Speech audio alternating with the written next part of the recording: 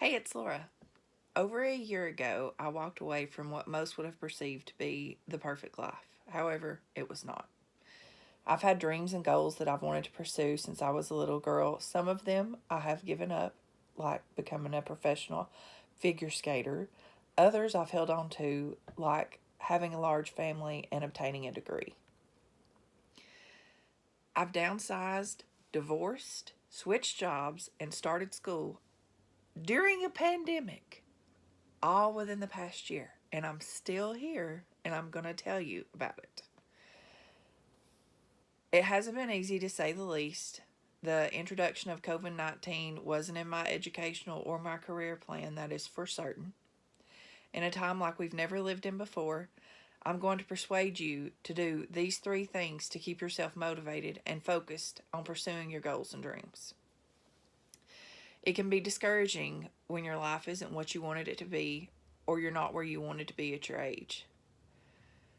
By doing these three things, you can maintain motivation and refocus on your goals.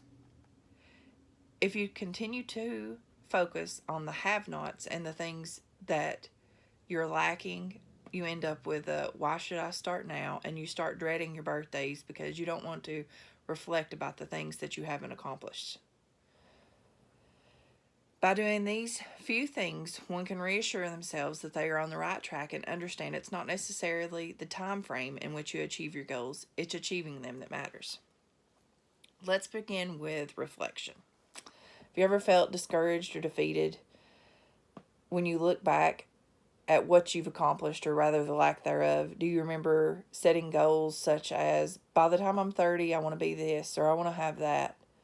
Do you get frustrated on a daily basis because of the restrictions that the world and this pandemic has placed on you?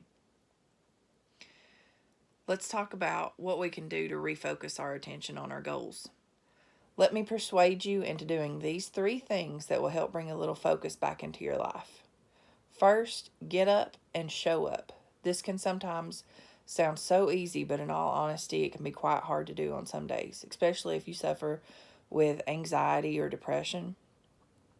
In the book Sync Reflections by Marla Watson-Zilly, she states that one of the first things you should do in the morning is get up and dress yourself to lace up shoes. Sounds simple, doesn't it? But if you really think about it, you're less likely to kick your shoes off and sit down and accomplish nothing if you've got on flip-flops or sandals or house shoes. So that one little thing can make a huge difference. I did a personal interview with Marla, and she said her main key to staying motivated is to let go of her perfectionism. She states that when she says, I don't have time to do this, what she's really leaving out is what she doesn't have time to do is do it right. That 2 minutes put forth toward any goal is better than no minutes at all. Next, in the book Girl Wash Your Face by Rachel Hollis, she states that setting goals and not time limits is the one thing that's personally helped her. She states that big dreams shouldn't come with expiration dates. As long as you're working toward the things you hope to accomplish, it shouldn't matter if it takes a month or a decade.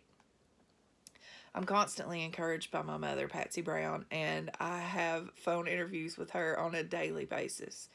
And often I get discouraged and defeated, and she reminds me that pursuing my goal and my dream of getting my degree is a large thing, but even a lion can eat an elephant just one bite at a time.